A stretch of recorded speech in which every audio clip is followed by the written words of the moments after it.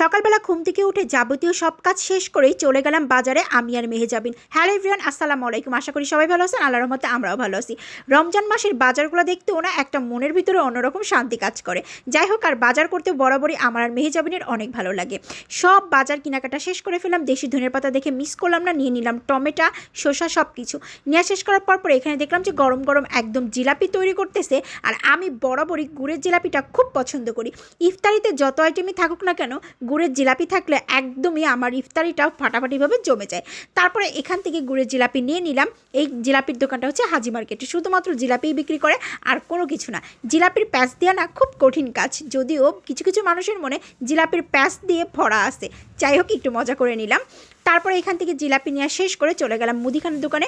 ওখানে যাওয়ার পরে গ্রোসারি শপ ছিল, অনেক কিছু কেনার বাকি ছিল, ওগুলো সব কেনা শেষ করলাম। করার পরই মেহজাবিন বললো যে আজকে ইফতারিতে হালিম তৈরি করতে হবে।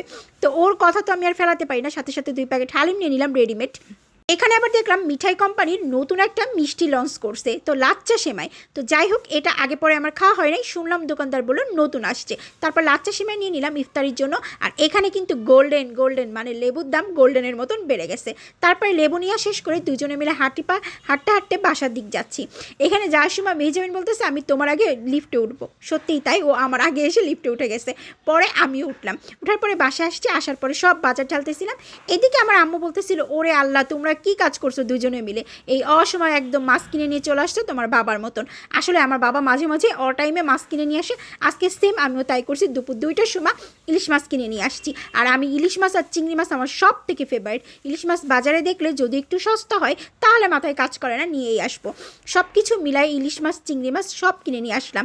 আর মেহজাবিনের চিংড়ি মাছটা অনেক বেশি পছন্দ, তো বাজারে যখন একটু দেখি ভালো এবং ফ্রেশ চিংড়ি মাছ আছে তখন নিয়ে আসি। এখানে আবার ও চিংড়ি মাছ নিয়ে দুষ্টামি করতেছে। আপনাদের বাসায় কে কে এরকম মাছ নিয়ে দুষ্টামি করে কমেন্ট করে জানাবেন। সবাই ভালো থাকবেন, আল্লাহ হাফেজ।